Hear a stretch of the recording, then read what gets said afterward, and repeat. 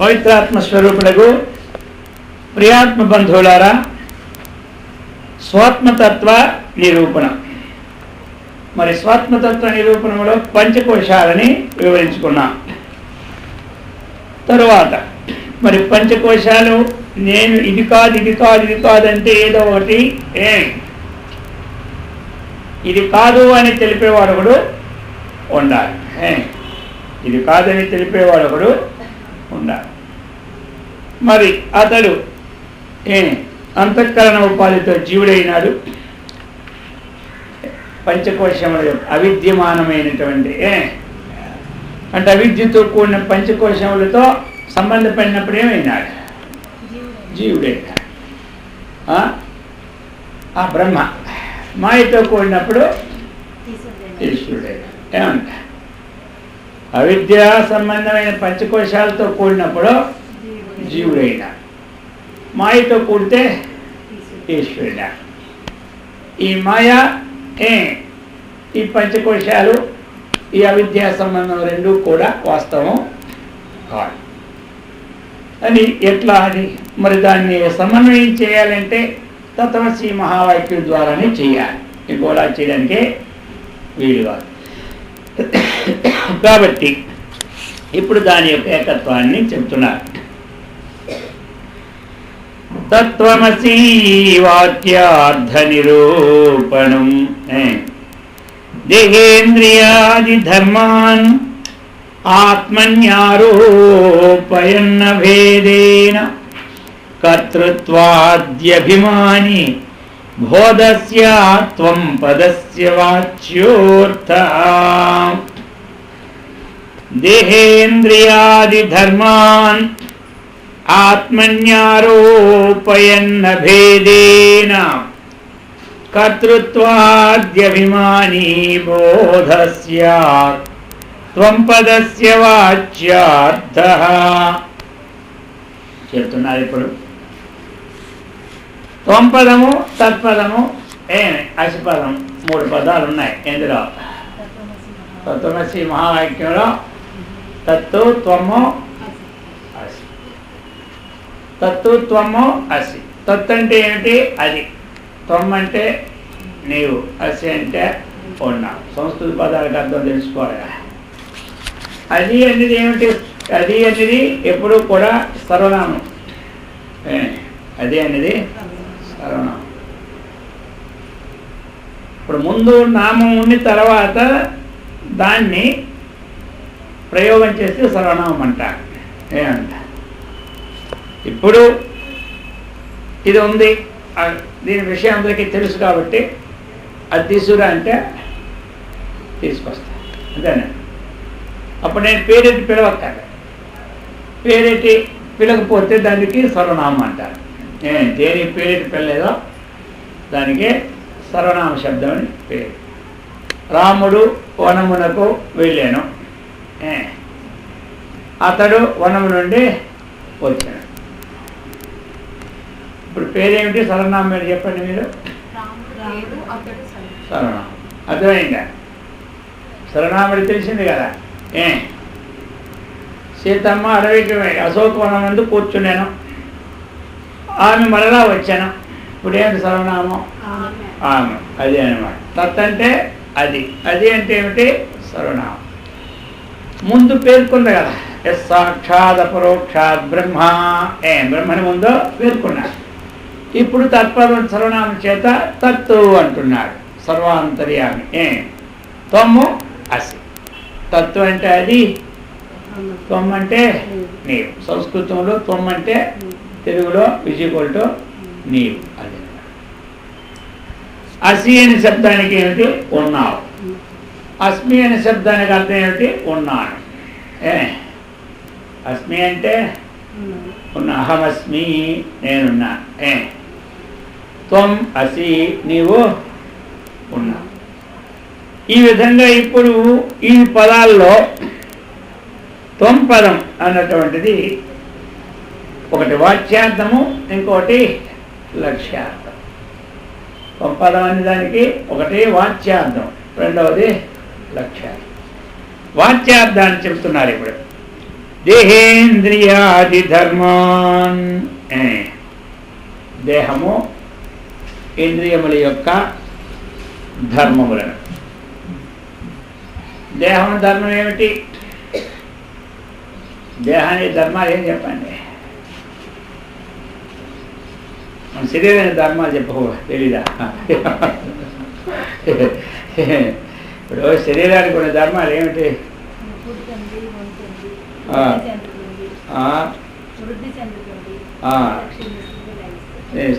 అర్థమైందా? ఇవన్నీ ఏమిటి? దేహధర్మాలు. దేహధర్మం పుట్టినప్పుడు ఎంత ఉన్నాం? జాన్లో. ఇప్పుడు ఎంత ఉన్నాం? 3 మూరలు. కాబట్టి ఇవన్నీ ఏమిటివి? దేహధర్మాలు. అర్థమైందా? ఇంద్రియ ధర్మాలు ఏమిటి? ఇంద్రియ ధర్మాలు కన్ను ఉంది, చూడడం. చెవి ఉంది, వినడం. నోరు ఉంది, తినడం. ఇంకేముందా? ఏమంటారా? నోరు ముక్కు ఉంది, వాసన చూడటం. వేరే ధర్మాలే. ఇంకే ధర్మాలు వాటికి? అదేమో రూపాన్ని చూస్తారు, ఇది స్పర్శాన్ని చూస్తారు. ఇవన్నీ ధర్మాలు. దేహేంద్రియాది ధర్మాన్. దేహేంద్రియముల యొక్క ధర్మాలు. అర్థమైందా?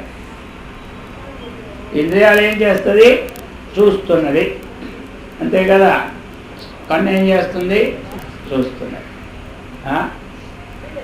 నోరేం చేస్తుంది? మాట్లాడు. 7 పనులు చేస్తుంది. దీనికి 2 పనులు. అర్థమైంది? అన్నిటికీ ఒక పని, కానీ 2 పనులు పెట్టారు. దేనికి? ఎందుకు మాట్లాడాలంటే తినదలగడానికి అంటారు కొంతమంది. ఏమంటారు? బలానం రోదనం బలం. పిల్లలు ఏడుస్తూ ఉంటుంటే బలమైన మాట. ఏమంటారు? ఎందుకు మాట్లాడితే అరగకపోతే మాట్లాడుతూనే ఉంటుంటారు. అడిగా వాడికి మాట్లాడాల్సిన లేదు, కానీ అరగనోడికి ఏముండాలి? మాటలు ఉండాలన్నమాట. అదేవిధంగా ఇప్పుడు ఈ ధర్మాలన్నీ ఆత్మయందు ఆరోపిస్తారు. అర్థమైందా? కన్ను ఏం చేస్తుంటే చూస్తున్నది చెబుతాం, చూస్తున్నారు. అలాగనే మరి ఇప్పుడు చెయ్యి ఏం చేస్తాయంటే పనులు చేస్తూ ఉన్నది. కాలు ఏం చేస్తాడంటే అటు ఇటు నడుస్తుంది. ఇప్పుడు కాలు నడుస్తుంటే ఇప్పుడు ఏమంటాం మనం? నేడుస్తున్నాడు. అదేనమాట. అర్థమైందా? కన్ను చూస్తుంటే మనం ఏమంటాం? నేను చూస్తున్నాను. నోరు తింటుంటే మనం ఏమంటాం? నేను మాట్లాడుతున్నాను, నేను తింటున్నాను. అర్థమైంది? ఇప్పుడు చూస్తున్నది అది. ఇప్పుడు మధ్యలో దేని మీద ఆరోపిస్తున్నారు? నా మీద. నేనంటే నా కదా. చూసేది కన్ను, ఆరోపించేది నేను. కన్ను. ఇప్పుడు కన్ను ధర్మం దేని మీద ఆరోపిస్తున్నా? నా మీద. నేనంటే నా మీద. నేను మీద అంటే బాగుంటుందే, నా మీద అన్నారు అంటే. ఇది అన్నమాట. ఇంద్రియ ధర్మాల్ని ఆత్మయందు ఆరోపించడం అంటే అర్థమైందా? అదేనమాట. నడుస్తుంది కాళ్ళు, నేను నడుస్తున్నానంట. నేను అనేది నడవడు. ఏమంటారు? నేననేది కరెంట్ వెలిగిందే అంటారు. కరెంట్ వెలగడం ఏంటి? వెలిగేది ఏమిటి? బలుపు. ఏమైంది? బలుపు వెలిగింది అంటామా? కరెంట్ వెలిగింది అంట. ఇప్పుడు బలుపు వెలిగితే వెలిగే దేని మీద ఆరోపిస్తున్నాం? కరెంటు మీద. మనం ఆరోపించేది దేని మీద? వెలిగే బలుపు, ఆరోపించేది కరెంటు మీద. అలానే మనం చేసేదేమో ఇంద్రియాలు, ఆరోపించేదేమో ఆత్మ.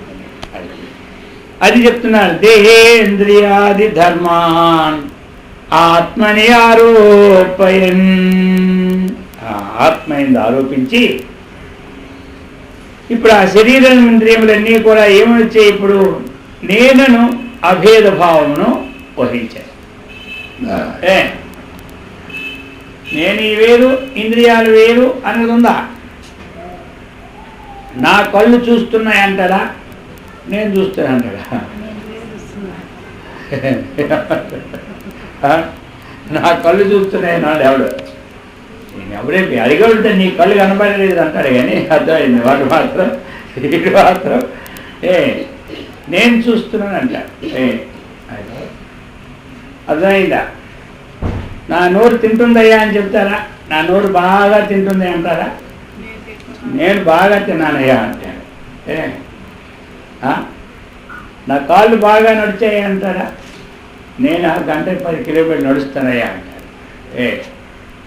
అది అనేది దేకం మనసో చెయ్య. అర్థమైందా? అందుచేత ఇప్పుడు మనకి ఇప్పుడు ఏమైపోయింది తెలుసా, ఇంద్రియాలకి ఈ యొక్క నేను అన్నటువంటి ఆత్మకును అభేదం అయిపోయింది. అభేదం అయిందా భేదం అయిందా? అభేదం అంటే ఏమిటి, భేదం అంటే చెప్పండి. అభేదం అంటే ఏమిటి? అది కాదు, ఇప్పుడు భేదం అంటే చెప్పాలి కదా. ఏమిటి భేదం అంటే? తేడా లేకపోవడం. తేడా లేకపోవడం దాన్ని ఏమంటారు? అభేదం. తేడా ఉన్నదాన్ని భేదం అంటారు. నాకు వాడికి భేదం లేదంటే తేడా లేదు. అదే అందుకని ఇప్పుడు ఏమైంది ఎదురుగా, ఇప్పుడు ఇంద్రియాలకి ఈ నేను అన్నటువంటి ఆత్మకి భేదం లేదు. ఇప్పుడు ఏమైపోయింది? అభేదం. అభేదాన్ని తాదాత్మ్యం అంటారు. అభేదాన్ని ఏమంటారు? తాదాత్మ్యం. తాదాత్మ్యం అయిపోయాడు అంటారు కదా. అతనితో నేను తాదాత్మ్యం అయిపోయానంటే అర్థం ఏమిటి? అది కలిసిపోయా. నువ్వేంటో అందులో తాదాత్మ్యం అయిపోయావు, అది చూస్తూ అందులో తాదాత్మ్యం అయిపోయింటే ఇంక వాడికి వీడికి భేదమే లేదు. ఒకటి పిక్చర్ చూసి ఏముంటాడు? తాదాత్మ్యం అయిపోతాడు. పిక్చర్కి వీడికి భేదం లేదన్నాడు.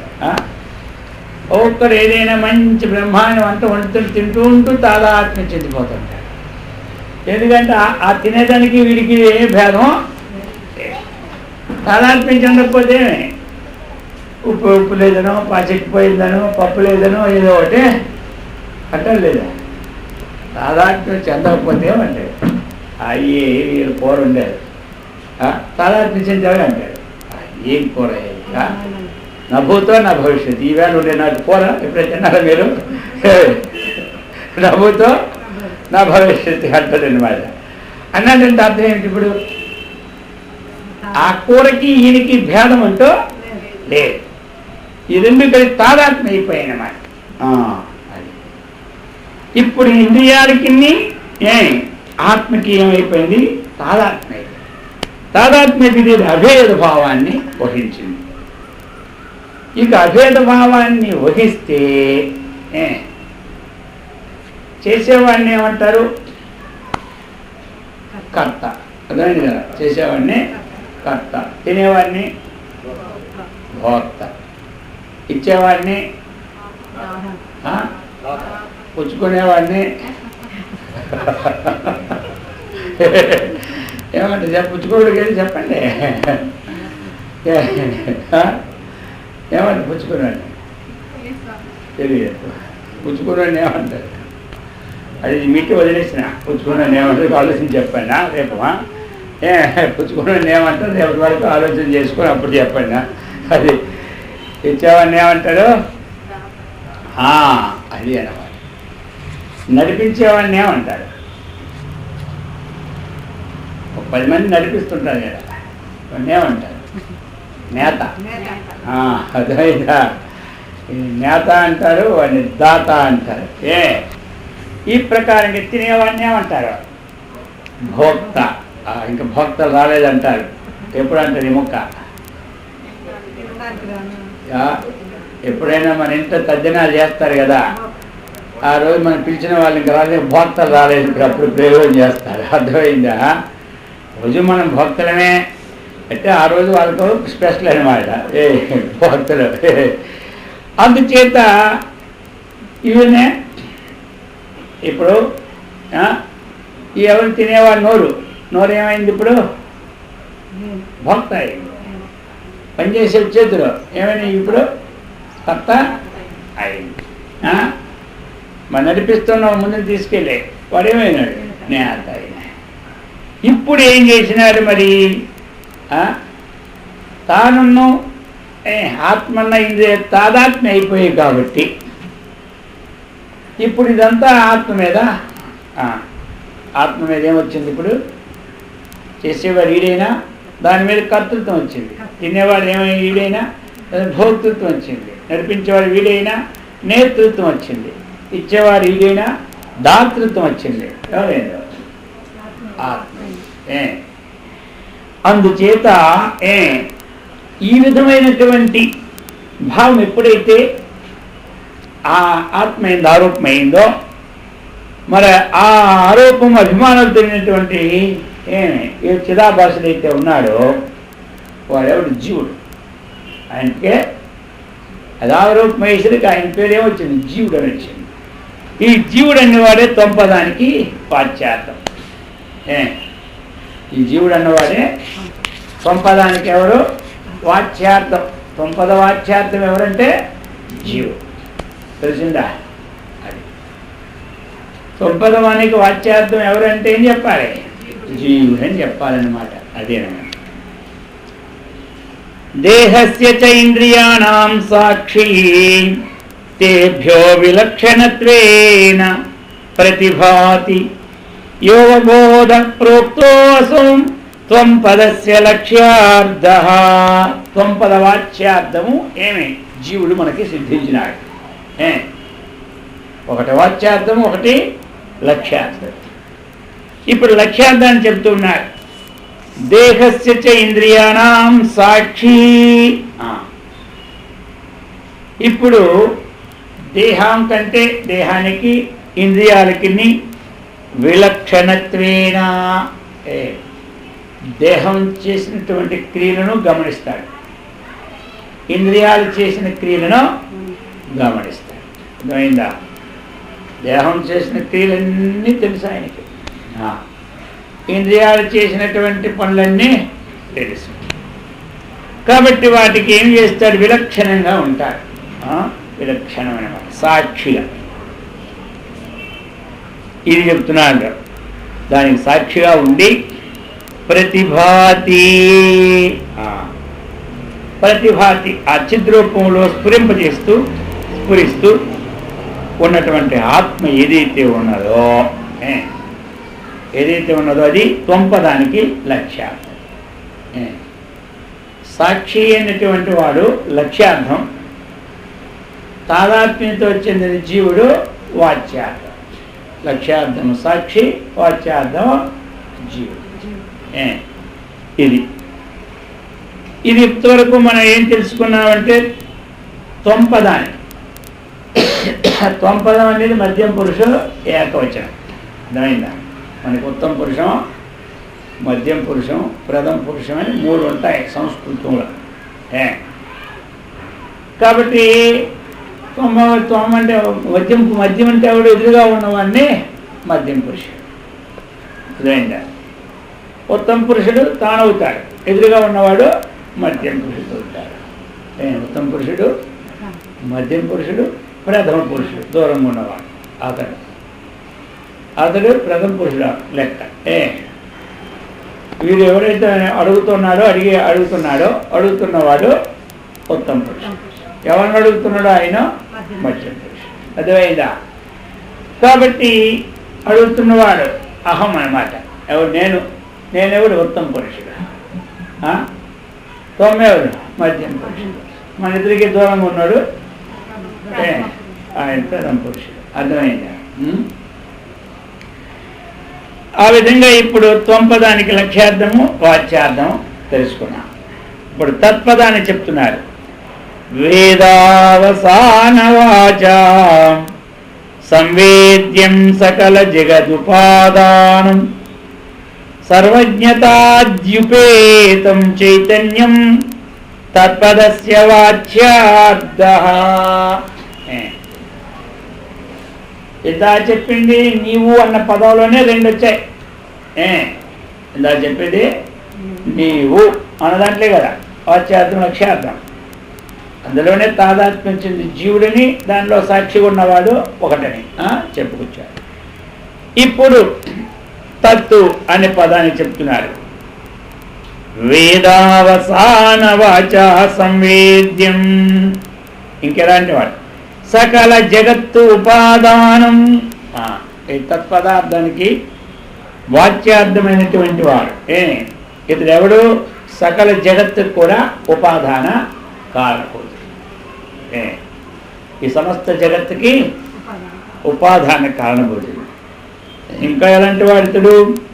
సర్వజ్ఞత్వాది ఉపేతం. సర్వజ్ఞత్వం అన్నమాట ఈ వాచ్యార్థం ఉందే. ఇతడి సర్వజ్ఞం అంటే ఏమిటి? అంతా తెలిసినవాడు.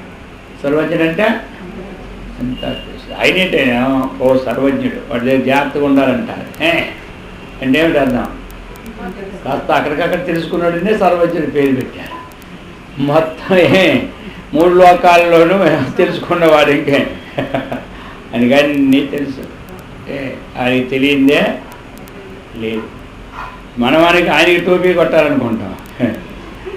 నేను ఆయనకే టోపీ కొట్టాను రాదు, నేను టోపీ ఏం కొట్టాను. నువ్వు టోపీ కొట్టడం కూడా ఆయన తెలుసు. నీకు మళ్ళీ టోపీ పెడతాడు. టోపీ కడితే నీకు ఆయన టోపీ పెడతాడు మళ్ళీ. కాబట్టి అది తెలుసుకోవాలి. మనం టోపీ మా ఆయన టోపీ పెట్టంటే మనం మొయ్యి ఇనప టోపీ ఇక బుర్ర ఇచ్చిపోయి కింద పడియాలి. మనం పడాలన్నా కుదరదు, మొయ్యవలసిందే అది. అందుకని ఆయనకి టోపీ ఎవరు పెట్టకూడదు. అర్థమైందా? చెప్తున్నారు. సర్వజ్ఞత్వం ఇంకా ఏంటి? సత్యకామత్వాది. సత్యకామత్వాది అనమాట. అంటే ఏమిటి? సత్యమైనటువంటి ఇచ్ఛ కలిగినటువంటి వాడు. ఆనృతమైనటువంటి విషయం కాదు, సత్యమైనటువంటి ఇచ్ఛాది విషయంలో కలవాడు. అది అన్నమాట సత్యకామత్వాది. ఇంకెలాగా? ధర్మయుక్తం, చక్కగా ధర్మానికి విరుద్ధంగా ఉండడం. ఈ విధంగా ప్రతిపాదితమైనటువంటి ఏ ఈశ్వర చైతన్యం ఉందో అది తత్పదానికి వాచ్యాలు. ఏమిందులో వచ్చి సిద్ధించింది మనకి? ఒకటి సకల జగత్తుకి ఉపాదాన కారణభూతుడు, 2 సర్వజ్ఞత్వాది విశిష్టమైనటువంటి వాడు, ధర్మయుక్తమైనటువంటి వాడు, 3 వీటి చేత సత్యకామత్వాది గలవాడు, వీటి చేత యుక్తమైనటువంటి వాడెవరు? ఈశ్వర చైతన్యం. ఇది తత్పదానికి వాచ్యాలు. ఇది వాచ్యాలు. వివిధోపాధి విముక్తం లక్ష్యార్థం చెప్తున్నాడు. విశ్వాతీతం విశుద్ధం అద్వైతం అక్షరం అనుభవవేద్యం చైతన్యం తత్పదస్య లక్ష్యార్థః. తత్పదానికి వాచ్యార్థం తెలుసుకున్నాం. వాచ్యార్థం ఏం చెప్పుకున్నా చెప్పండి?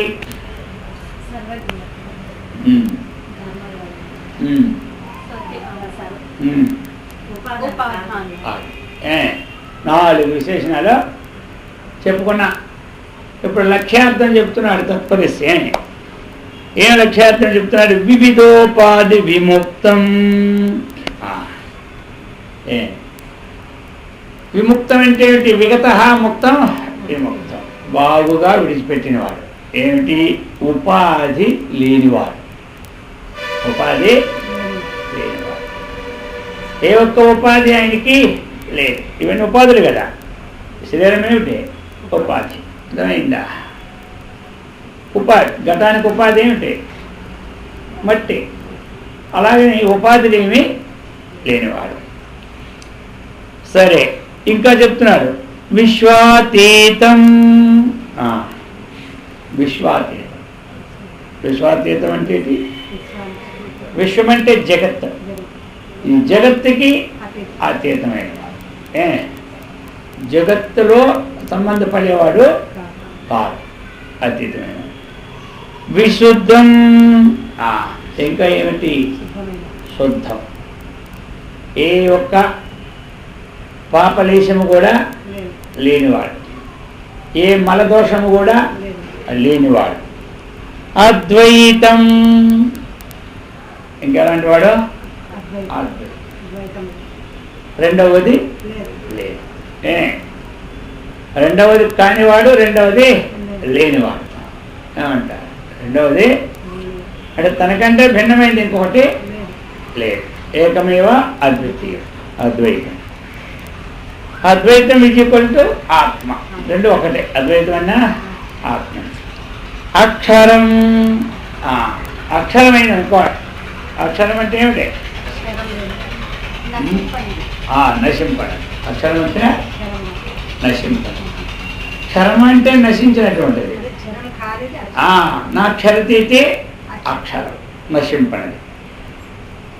అనుభవ వేద్యం, అనుభవం వేదితం ఇది అనుభవ వేద్యం. అనుభవం వేదితం ఇది కాబట్టి అనుభవ వేద్యమైన మాట. అనుభవ వేద్యము అంటే అర్థం ఏంటి? ఏం అనుభవం కలవాడు చెప్పండి. ఒక బెల్లం తిన్నారు మీరు, ఏమంటారు? ఇప్పుడు మీకు ఏం అనుభవం వచ్చింది? బెల్లం తింటే అది అనుభవం. తీయగా ఉంటుంది అనుభవం వచ్చింది. అలాగే బెల్లం తిని చేదుగా ఉంటే ఇంకోడు తీయగా ఉందా, ఇంకోటి తిన్నాడు చేదు ఉంటుందా? బెల్లం బెల్లం ఇంకోటి తిని చేదని నమ్ముతాం మనం? అది నమ్మం. చింతపండు ఒకటి తిని కారంగా ఉందని నమ్ముతామా? కారం ఒకటి తిని ఉప్పుగా ఉందని నమ్ముతామా? నమ్మం. కాబట్టి ఇది మనకేమిటి? అనుభవం. ఇంకోటి చెప్పాడు, బెల్లం తిని అంత చేదుగా ఉందరా బెల్లం అంటారు. నీకు అనుభవం లేదు పో అంటారు. అర్థమైంది కాదు. కాబట్టి మనకేమైంది ఇప్పుడు? ఇది అనుభవం. ఇప్పుడు బెల్లం తీపుగా ఉందన్నారు కదా, ఆ తీపి ఎలా ఉందన్నాను మీకు ఇప్పుడు చెప్పాలి.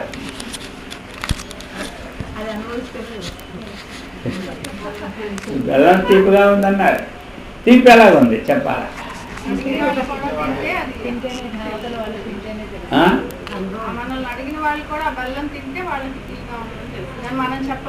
అది అది అనుభవ వేద్యం. అర్థమైందా? అది ఏమంటారు? అర్థమైంది కదా. అది అనుభవ వేద్యం అన్నమాట. ఇది అనుభవం మనకు కలిగింది అంటే పెద్దల నుంచే వస్తుంది కాబట్టి ఇంద్రియాలకు అనుభవం అన్నమాట. ఇది ఏది తింటే ఏదో అది అనుభవ వేద్యం.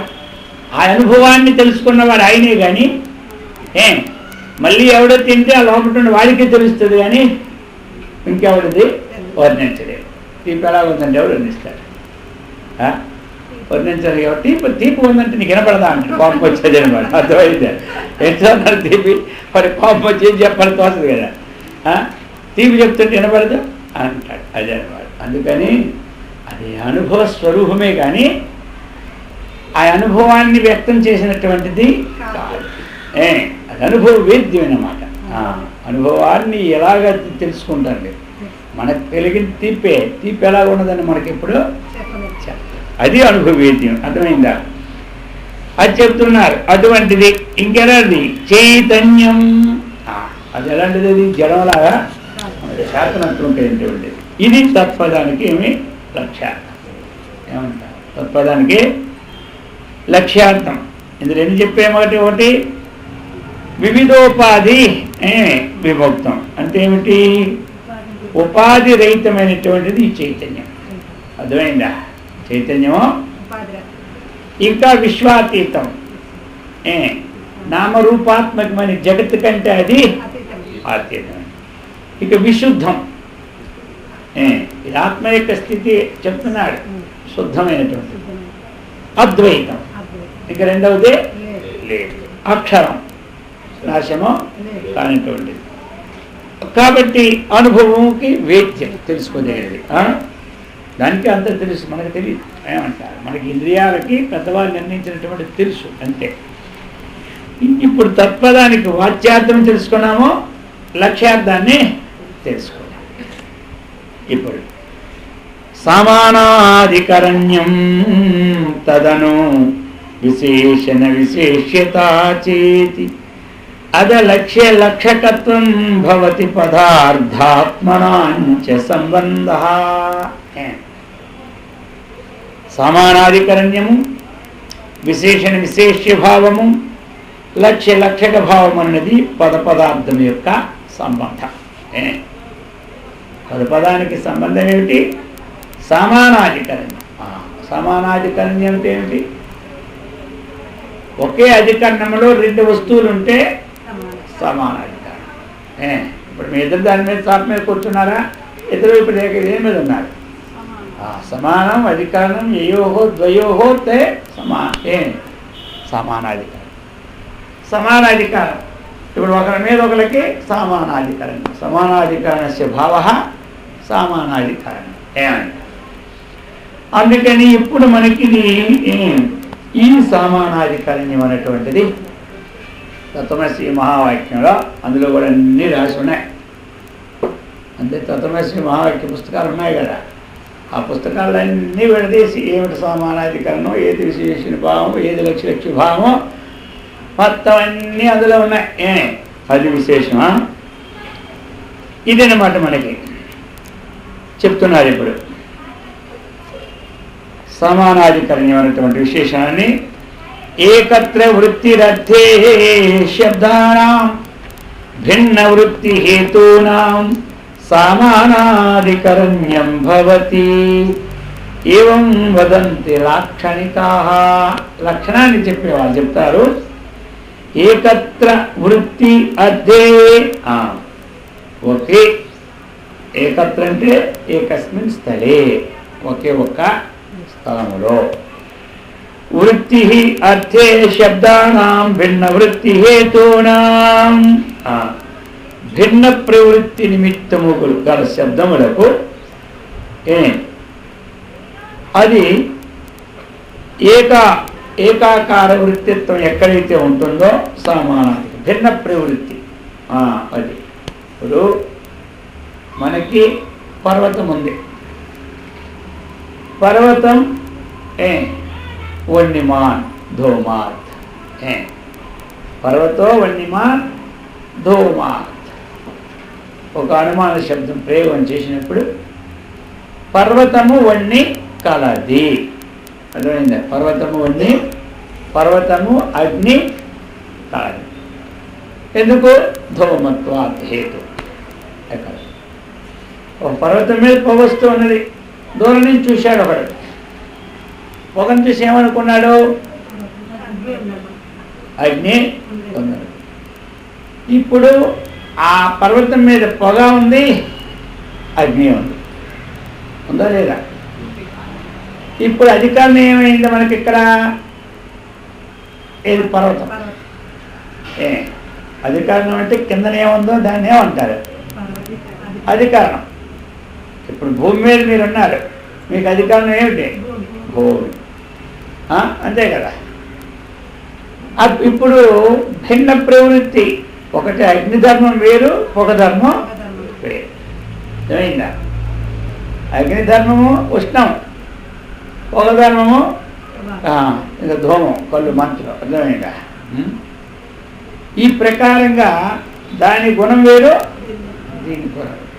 భిన్న ప్రవృత్తి గల రెండును ఒకే అధికారణం ఉండేటప్పుడు ఏమైంది? సమానం అధికరణం.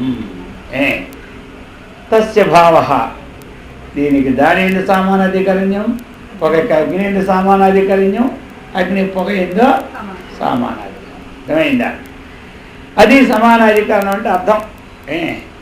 అక్కడ భిన్న ప్రవృత్తి నిమిత్తం వాళ్ళ శబ్దములకు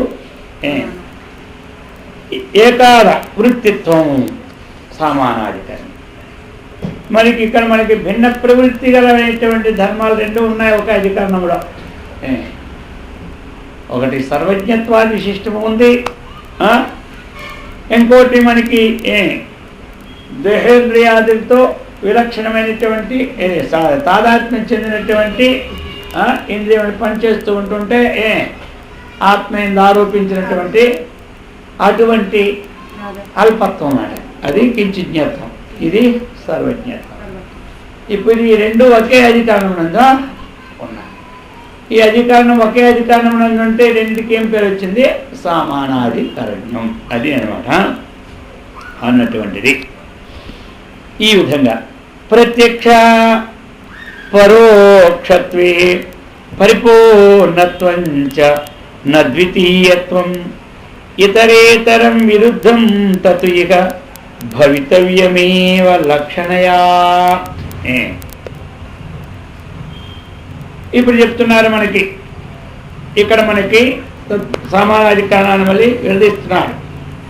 త్వం తత్ ఈ రెండు మనకి ఏమైనాయి? ఒకటి లక్ష్యమైంది, ఇంకోటి వాచ్యార్థం. ఒక లక్ష్యార్థము, ఒకటి వాచ్యార్థం. ఇందులో రెండు వాచ్యార్థాలు ఇప్పుడు తీసుకుందాం. తత్పదానికి వాచ్యార్థము, త్వం పదానికి వాచ్యార్థం. రెండు తీసుకుంటే ఏమైంది? తత్పదానికి వాచ్యార్థము ఎవడొచ్చాడు? మొత్తాన్ని కూడుకొని, మొత్తం అన్ని విశేషణాలు కూడుకొని వాచ్యార్థానికి ఎవరిచ్చారు? జీవుడు. మొత్తం అన్ని కలుపుకొని జీవుడు. తత్పదానికి అన్ని కలుపుకొని ఎవరు ఇచ్చారు? ఈశ్వరుడు. అర్థమైందా? తత్పదానికి త్వంపదానికి జీవుడు వచ్చాడు, తత్పదానికి ఈశ్వరుడు వచ్చాడు. వాచ్యార్థం. ఇప్పుడు ఈ జీవేశ్వరులు ఎందు ఏమున్నాయి? ఒకటి ప్రత్యక్షత్వం ఉంది, ఇంకోటి పరోక్షత్వం. అర్థమైందా? ఒకటేముంది? ప్రత్యక్షత్వం ఉంది, ఇంకోటి పరోక్షత్వం. ఏది ప్రత్యక్షత్వం, ఏది పరోక్షత్వం చెప్పాలి మీరే. వీరిద్దరికే మరి అవన్నీ ఎందుకు గొడవ? ఇప్పుడు ఇద్దరిని తీసుకున్నాం, అన్ని సారాలు ఇద్దరిని తీసేసుకున్నాం. మళ్ళీ సూచన ఏంటో మళ్ళీ పురాణం ఎందుకు? ప్రత్యక్షత్వం ఇప్పుడు రెండు పదాలు, జీవుడు ఈశ్వరుడు. ఈయన సమన్వయం చేయాలి. ప్రత్యక్షత్వం ఒకరికి, పరోక్షత్వం ఒకరికి పెట్టాలి. ఎవరికి ఏది పెట్టాలో చెప్పాలి. జీవుడు పరోక్షం, జీవుడు ప్రత్యక్షం, ఈశ్వరుడు పరోక్షం. అర్థమైందా? పరోక్షం అంటే ఏమిటి? అర్థమైంది. కనపడకుండా ఉన్నది పరోక్షం, కనబడిందే ప్రత్యక్షం. ఇప్పుడు వెంకటేశ్వర కనబడుతున్నాడా మనకి? పరోక్షం. అర్థమైందా? ఇక్కడ అమ్మవారు కనబడుతున్నారు కదా, ఏమైంది? ప్రత్యక్షం. మళ్ళీ ఆయన దగ్గరికి వెళ్ళినప్పుడు ఇక్కడ అమ్మవారు పరోక్షం. అర్థమైంది కాదు? కనబడింది ఏమిటి? పరోక్షం. అంతేనా? కనబడిందే ఏది? పరోక్షత్వం. మళ్ళీ రేపటి నుంచి ఇది మారుస్తారేమో, అందుకు అడుగుతుంది.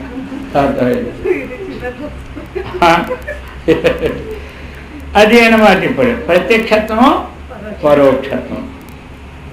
ఈ విధంగా ఈ పరిపూర్ణత్వ సద్వితీయత్వములను అయిందా ఇతరేతర విరుద్ధం. ఉదాహరణకి ఒకటి ఏమైనాయి? ఇవి విరుద్ధములు అయిపోయాయి అన్నమాట. ఒకటి ఇందులో మనకి ఒకటి ప్రత్యక్షత్వం, ఇంకోటి పరోక్షత్వం. కానా ఇప్పుడు త్వం తత్పదములకు సామాన్యాధికరణ్యం ఏకార్థత్వ బోధకం ఎట్లు పొసగును? ప్రశ్న అయిందా? ఈ రెండిటికి అది వేరే, ఇది వేరే అయితే సమానాధికరణ్యం ఈ రెండిటికి ఏ విధంగా వస్తుంది అనేది ఇప్పుడు ప్రశ్న అనమాట. కానీ ఇచ్చట లక్షణావృత్తిని ఆశ్రయింపలేను. ఇప్పుడు మరి నీకు ఏ వృత్తిని ఆశ్రయిస్తే సమానాధికరణ్యం వస్తుందంటే లక్షణావృత్తిని ఆశ్రయించమన్నాడు. అది చెప్తున్నారు. ఇప్పుడు లక్షణావృత్తి అంటే ఏది వృత్తి తెలుసుకోవాలి కదా. ఉదాహరణ ఇంకోదాన్ని ఆశ్రయించమంటే దేన్ని ఆశ్రయించమన్నారో మరి నా వృత్తి ఏదో మనకి అర్థం కావాలి కదా. చెప్తున్నారు ఇక్కడ మానాంతర ఉపరోధాత్ ముఖ్యార్థస్య పరిగ్రహే జాతే ముఖ్యా వినాకృతేర్థేయా వృత్తి సైవ లక్షణా ప్రోక్త. మానాంతర ఉపరోధాత్. మానాంతరం అంటే ప్రమాణాంతరం. మానం అంటే ప్రమాణం. ఆ ప్రమాణాంత విరోధం వలన మనకి మానాంతర విరోధాత్ ముఖ్యార్థస్య అపరిగ్రహే. పరిగ్రహం అంటే తీసుకోవడం, గ్రహించడం. అపరిగ్రహం అంటే గ్రహించకుండా ఉండడం. ఇక్కడ ప్రమాణాంతరి విరోధం వలన ముఖ్యార్థం అన్నటువంటిది గ్రహించడానికి వీలు కాదు. అప్పుడు మరి ఆ పదములే వాక్యము అవిధేయ వినాభూతార్థము శక్య సంబంధార్థమును బోధించడం. అప్పుడు ఏం చేస్తుంది? ఇది దాన్ని శక్య సంబంధార్థమును బోధిస్తుంది అన్నమాట. అర్థమైందా? శక్యమంటే వాచ్యమన్నా ఒక్కటే. శక్యార్థమన్నా వాచ్యార్థమన్నా ఒక్కటే. ఇదంతా ఏం తత్వమసి మహావాక్యం. ఇది వింటేనే 1000 గోదానాలు చేసినంత ఫలితం అన్నమాట. అర్థమైంది? అర్థం కాకపోయినా ఎన్ని గోదానాలు? 1000 గోదానాలు చేసిన ఫలితం వస్తుంది ఇప్పుడు ఈ గంటలో మనకి. అర్థమైందా? ఇదే కదా ఇంపార్టెంట్. ఇది రావాలంటేనే కొంతమందికి 60 ఏళ్ళు 100 ఏళ్ళు పడుతుంది. ఇక మనకు అదృష్టం ఉంది కాబట్టి ఇప్పుడే పట్టేస్తుంది. అర్థమైంది కదా? అందుకు చెప్తున్నారు ఇప్పుడు మనకి ఇక్కడ ఈ రెండిటికి మనం విరుద్ధ ధర్మాలని ఒకే సమానాధికారణ్యముల విరుద్ధ ధర్మాలు ఉన్నాయి. ఈ రెండిటికి కూడా వీలు పడకపోయినప్పుడు లక్షణాన్ని గ్రహించాలి. ఆ లక్షణం అన్నటువంటిది ఎట్లా?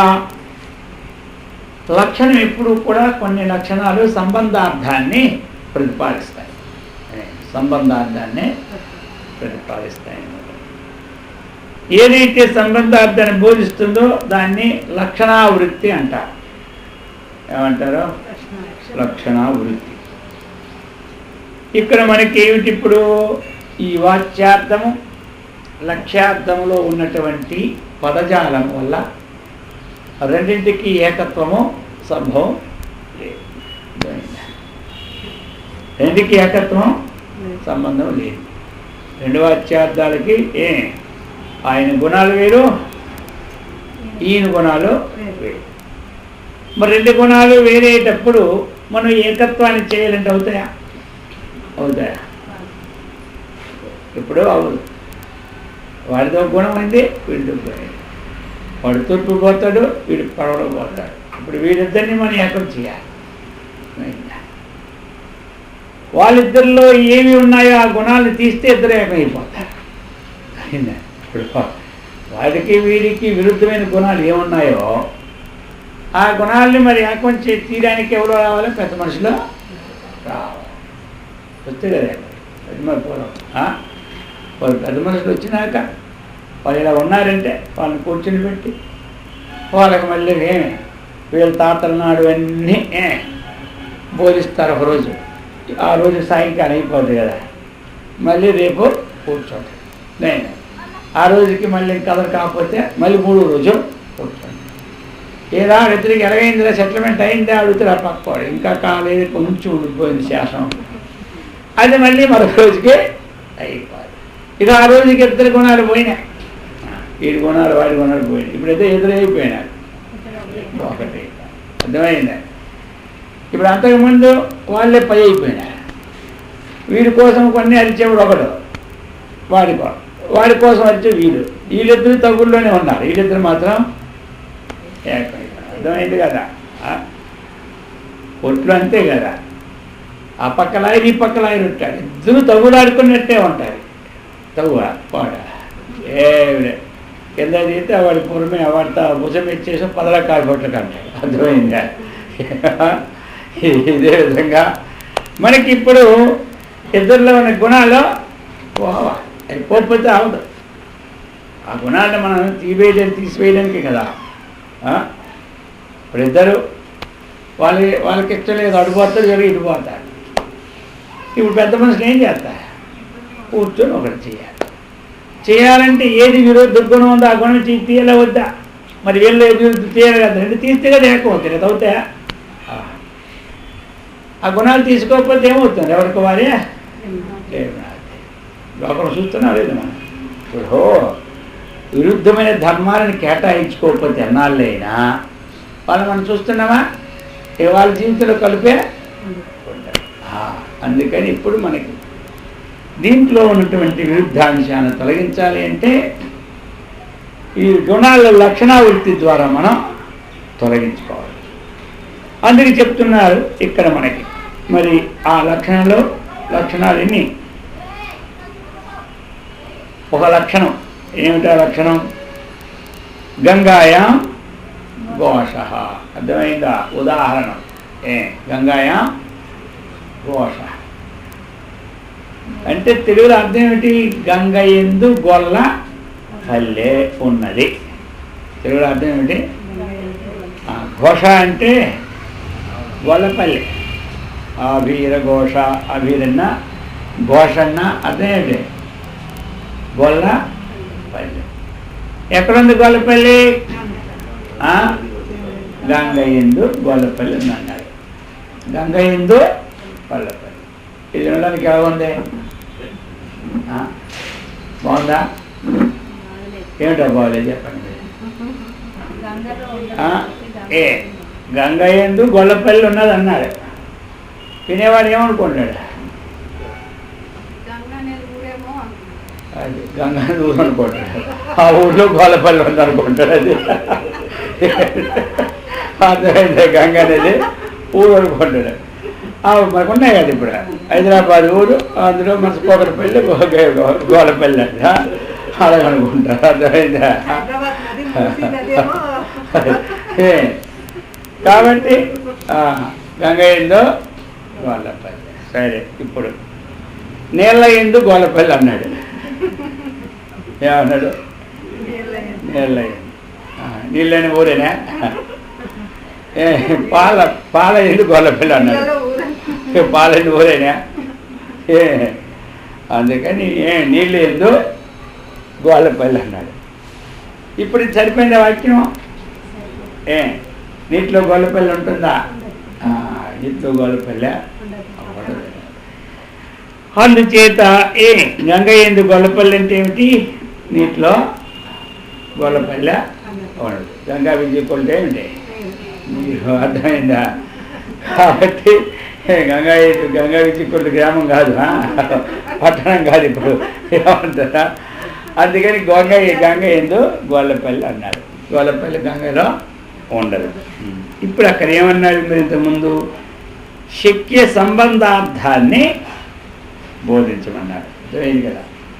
శక్యం అంటే వాచ్యార్థ, దానికి సంబంధార్థం. సంబంధం గంగకి సంబంధం ఏమిటి? గంగా ఒడ్డు. అయిందా? గంగకు సంబంధం ఏమిటి? అది. కాబట్టి గంగా ఒడ్డు అంటే ఇటు గంగ ఒడ్డున గొల్లపల్లి ఉన్నది అనాలి. ఏమన్నది? అది గంగ ఒడ్డున గొల్లపల్లి ఉన్నదంటే సరిపోదు. గంగలో గొల్లపల్లి ఉందంటే చాలు. సరిపోద్దా? చాలు.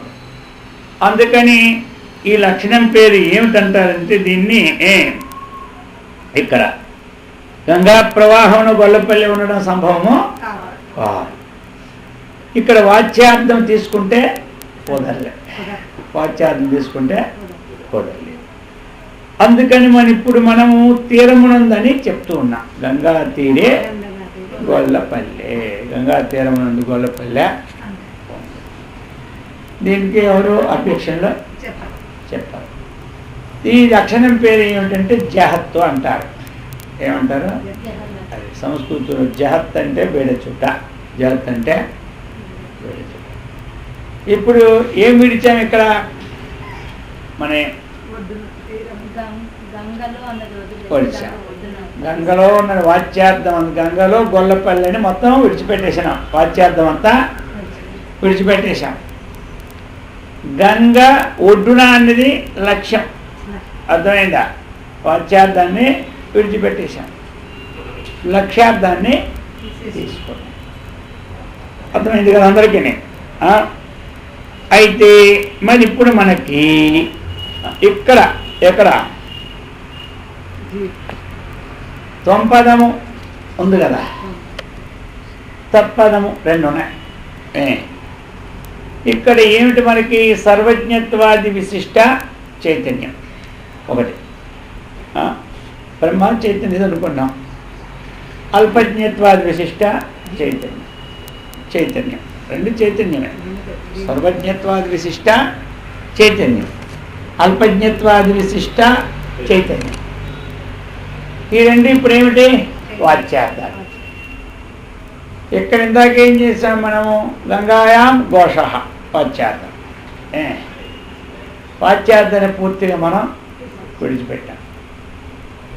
విడిచిపెట్టి దానికి సంబంధార్థాన్ని గ్రహించిన పూర్తిని. ఇక్కడ మరి వాచ్యార్థం పూర్తిగా విడిచిపెడితే ఇది గ్రహించడానికి ఏముంది? వాచ్యార్థం మొత్తం విడిచిపెట్టేశాం. ఏమని? సర్వజ్ఞత్వాది విశిష్ట చైతన్యం. చైతన్యానికి అతిరేక్తం ఏమి లేదు కదా గ్రహించడానికి, లేదు. కాబట్టి తత్వమస్యాది మహావాక్యంలో వాచ్యార్థము మనకి ఇది జహల్లక్షణం అనేది అన్వయం పోదాలి. అర్థమైందా? జహల్లక్షణం ఎప్పుడు అన్వయం పోదాలి, అది చెప్తున్నారు. అందుచేత ఈ ఇది ఈ విధంగా లక్షణం సిద్ధించింది మనకి. ఇప్పుడు అది చెప్తూ ఉన్నారు మనకి. అభిధేయ వినా భూతే ప్రవృత్తిర్లక్షణేష్యతే నిఖిలమపి వాచ్యమర్థం త్యక్త్వా వృత్తి తదన్వితే అన్యార్థే జహతీతి లక్షణ స్యాత్ గంగాయాం ఘోషవదిహన గ్రాహ్యా. గంగాయాం ఘోష అన్నటువంటిది వాక్యం అందువలే తత్వసి అను వాక్యంలో జహల్లక్షణకి ఆశ్రయించడానికి వీలు లేదు. జహల్లక్షణం చేత సర్వజ్ఞత్వాది విశిష్టనమును, అల్పజ్ఞత్వాది విశిష్టను సృష్టి చైతన్యం, ఈ రెండింటినీ మనకి కుదరాలంటే జహల్లక్షణం తీసుకుంటే కుదురుతుందా ప్రశ్న శిష్యుడు. జహల్లక్షణం తీసుకుంటే మాత్రం జహల్లక్షణంలో సంబంధార్థాన్ని తీసుకుంటేనే కుదిరి. ఏమిటా సంబంధం? ఒడ్డు. అర్థమైందా? సంబంధం ఏమిటే? ఒడ్డు. గంగని విడిచిపెట్టి ఒడ్డు ఒకటి అక్కడ ఉంది. ఇక్కడ పూర్తిగా సర్వజ్ఞాత విశిష్ట చైతన్యం అని పూర్తి వదిలిస్తే చైతన్యం కన్నా వ్యతిరేక్తం ఇంకోటి లేదు లోకంలో. అందుచేత జహల్లక్షణం ఇక్కడ మనకి వీలు పడలే. అర్థమైందా? అప్పుడు వీలు పడకపోతే ఏం చేయాలి అని శిష్యుడు ఇంకొకటి చేసుకుంటాడు. సరే గురువుగారు అంటారు ఇప్పటికే సాయంకాలం అయింది, నువ్వేం కూడా తీసుకుంటే ఎంతసేపు పడుతుందో. అర్థమైందా? రేపు సాయంకాలం మళ్ళీ పెడదాంలే ఇంకో దానికి. ఇక మీకంటే ఖాళీ కానీ మాకెన్ని పనులు ఉంటాయి శిష్యుడు. మీ సేవల్లో మరి చేయాలి కదా, ఇక నేను అందుకని ఈరోజు విడిచిపెట్టమన్నాడు. అర్థమైంది. అందుకని రేపు జహల్లక్షణం అజహల్లక్షణాలని అన్ని జగదజయ లక్షణాలు అజహల్లక్షణము జగదజయ లక్షణం ద్వారా సిద్ధి అనమాట. అందుకని ఈ ప్రకారముగా ఈ తత్వమసి మహావాక్యాన్ని, ఇదే తత్వమసి గురువు గారు ఉపదేశిస్తారు తత్వమసి అని. అర్థమైందా? మహావాక్యం అన్నమాట ఇది. ఈ మహావాక్య శ్రవణం అత్యంత అదృష్టం ఉంటేనే తత్వమసి అందరికీ లాస్ట్ స్టేజీ అన్నమాట. అర్థమైంది కదా? తెలుసుకోవాలి. మనకెప్పుడు 100 సంవత్సరాలు అయినప్పుడు లాస్ట్ స్టేజ్ అనుకుంటాం. ఫస్ట్ స్టేజ్ నుండి లాస్ట్ స్టేజ్ తెలుసుకోవాలి. శతవర్షంలో దాకా మితమ చెప్పారు కానీ నమరాధా మాట మెల్లగా నమ్మకూడదట. అర్థమైందా?